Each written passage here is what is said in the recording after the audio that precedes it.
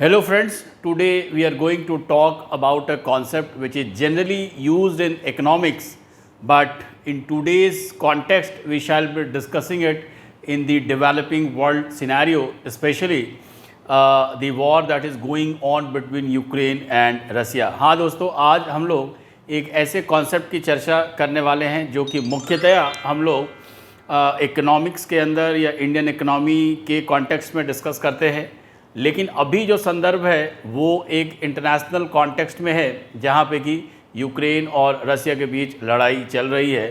तो इसका कॉन्टेक्स्ट है जब अमेरिका और जो वेस्टर्न अलाइज़ हैं उन्होंने रसिया के ऊपर बहुत सारे इकोनॉमिक सैंक्शंस इम्पोज किए हैं।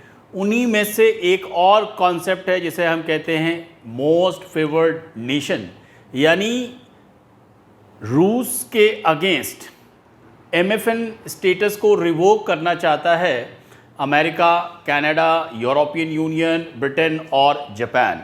तो हम इस कॉन्टेक्स्ट में समझेंगे कि what is most favoured nation as a concept और अभी इसका क्या संदर्भ है और इसके क्या इम्प्लीकेशंस हो सकते हैं इस रिवोकेशन के बाद। तो सबसे पहले हम ये समझते हैं कि व्हाट इज़ MFN। तो दोस्तों, MFN को समझने से पहले हम वर्ल्ड ट्रेड ऑर्गेनाइजेशन के बारे में थोड़ी सी चर्चा करना चाहेंगे कि MFN असल में जो स्टेटस है वो WTO के अंदर एक कंप्लायंस जैसा होता है। तो आपको पता होगा WTO की जो स्थापना है, विश्व व्यापार संगठन या वर्ल्ड ट्रेड ऑर्गेनाइजेशन, 1 जनवरी 1995 को इसकी स्थापना हुई थी। उरुग्वे राउंड के कंक्लूजन के बाद जो पहले general agreement on tariff and trade था, उसका बाद में 1 जनवरी 1995 से 1995 से इसका नाम वर्ल्ड ट्रेड ऑर्गेनाइजेशन हो गया। तो वर्ल्ड ट्रेड ऑर्गेनाइजेशन अभी इसके 164 मेंबर्स हैं। तो WTO क्या है? एक rule based transparent system establish करने की कोशिश करता है पूरे वर्ल्ड में, जहाँ पे कि जो ट्रेड की अनसर्टिनिटीज़ हैं उनको मिनिमाइज़ किया जा सके और एक रूल बेस्ड सिस्टम वर्ल्ड के जितने भी WTO के मेंबर्स हैं उनके बीच स्थापित किया जा सके। तो ये आपने समझा कि WTO क्या प्रयास करती है कि दुनिया के अंदर एक रूल बेस्ड सिस्टम हो जिसमें सभी मेंबर्स व्यापार करें, और वो रूल इस तरीके से डिफ़ाइन किए गए हैं कि कोई भी मेंबर अपनी तरह से मनमाने तरीके से व्यापार को तोड़े मरोड़े ना, उसमें उसके अनड्यू एडवांटेज लेने की कोशिश ना करे। यानी सबके लिए एक ट्रांसपेरेंट सिस्टम इंश्योर करने की कोशिश करता है ताकि जो वर्ल्ड ट्रेड है वो एक जो उसके अंदर एम्बिग्विटी होती है, उसके अंदर जो अनप्रडिक्टेबिलिटी है, उसको ख़त्म किया जा सके। तो WTO इस चीज़ को रियलाइज़ करने के लिए 2 प्रिंसिपल्स को फॉलो करती है, उसको हम देखेंगे। उसमें WTO के प्रिंसिपल के अंदर जो पहला प्रिंसिपल है वो है नेशनल ट्रीटमेंट। हाँ दोस्तों, उसका नाम है नेशनल ट्रीटमेंट।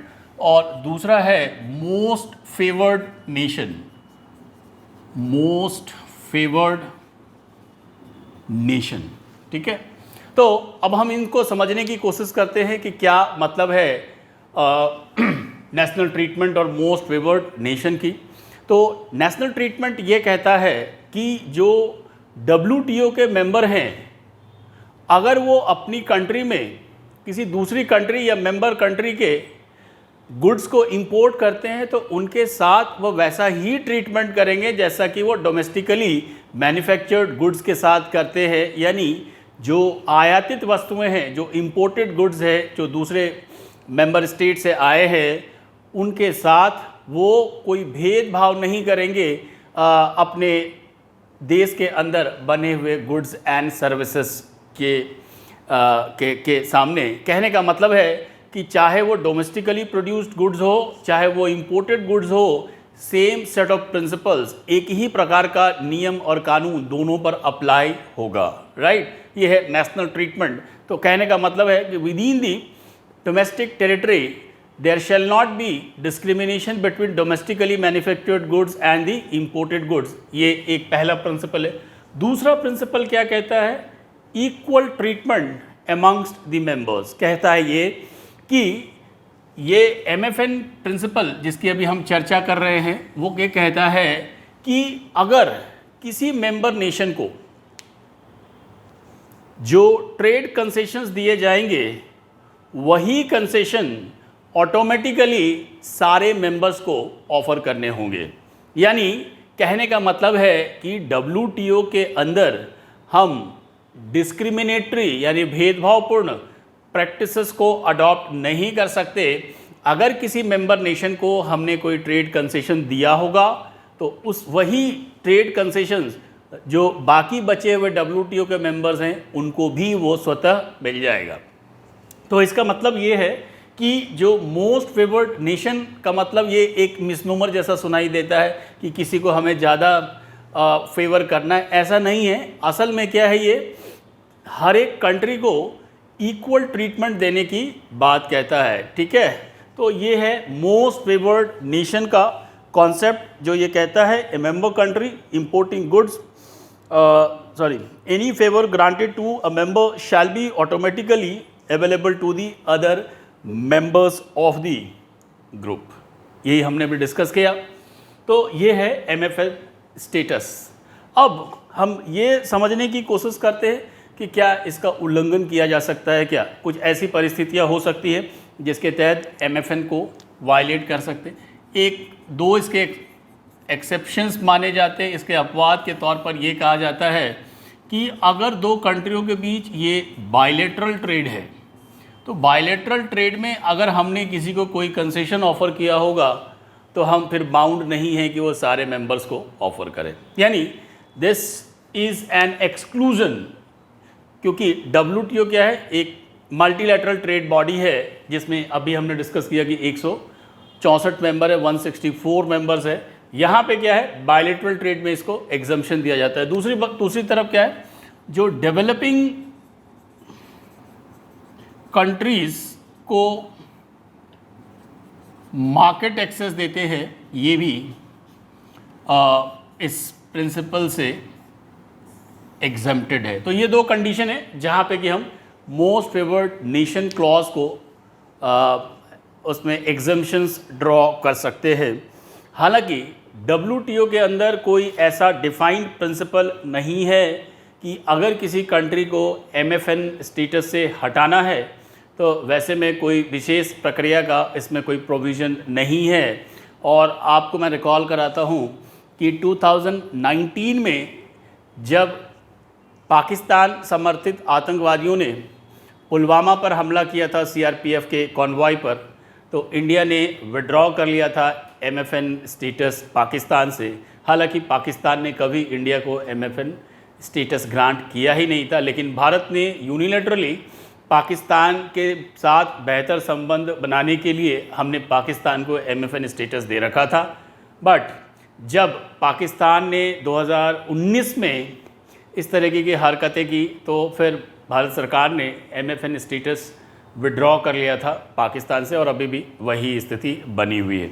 अभी रसिया के कॉन्टेक्स्ट में ये कहा जा रहा है कि European Union, Britain, Japan, America और कनाडा, ये सभी देश अमेरिका जो रूस को MFN स्टेटस दिया हुआ है वो उसको रिवोक कर लेंगे, वो उसको वापस ले लेंगे। तो इसका इम्प्लीकेशन क्या होगा, इम्प्लीकेशन समझने से पहले हम ये समझें कि MFN स्टेटस के फ़ायदे क्या हैं। तो पहला जो फ़ायदा होता है, इंटरनेशनल ट्रेड में हमने देखा है कि MFN स्टेटस के तहत अगर एक मेंबर कंट्री को जो कंसेशंस है, नेचुरली वही कंसेशन सारे मेंबर कंट्रीज़ को ऑफ़र किया जाता है। इसका मतलब ये हुआ कि जो एक्सपोर्टेड गुड्स है उनको एक बेहतर मार्केट एक्सेस मिलेगा। कहने का मतलब है कि अब जो टैरिफ ड्यूटी है, जो कस्टम ड्यूटी है, जो क्वांटिटेटिव रेस्ट्रिक्शंस हैं वो कम हो जाएंगे, और उसकी वजह से क्या होगा, एक बेहतर वाइड मार्केट की एक्सेसिबिलिटी हो जाएगी एक्सपोर्टेड गुड्स को। दूसरी बात यह है कि ये जो कॉस्ट ऑफ एक्सपोर्ट है उसको भी कम करेगा। यानी कि हमें पता है कि अगर इंपोर्टेड कंट्री उसके ऊपर ड्यूटी इम्पोज करती है तो नेचुरली जो उसका लैंडिंग कॉस्ट है वहाँ पे बढ़ जाता है।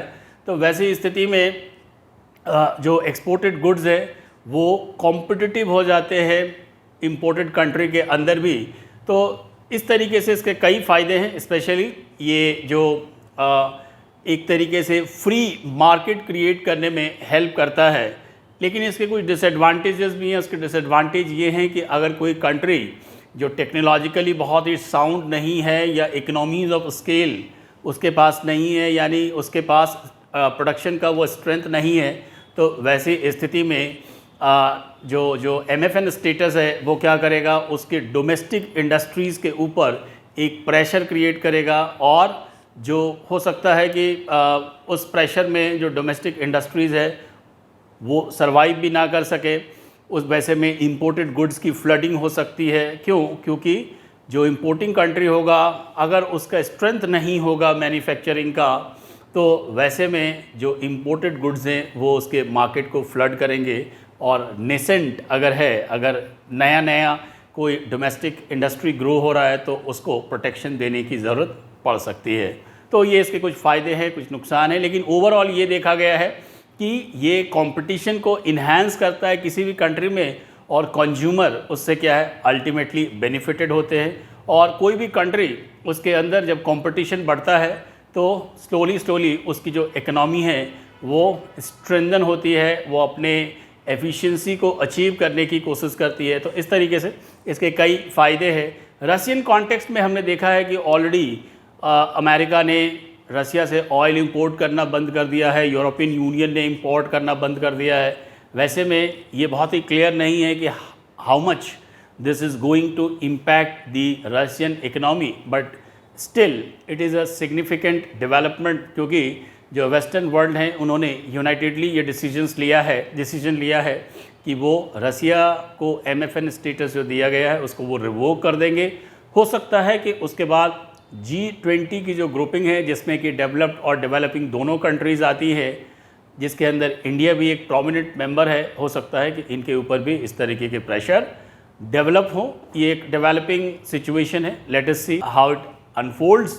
सो तब तक आप हमारा वीडियो देखते रहिए, हमारे चैनल को सब्सक्राइब करिए, वीडियो लाइक करिए। Thank you.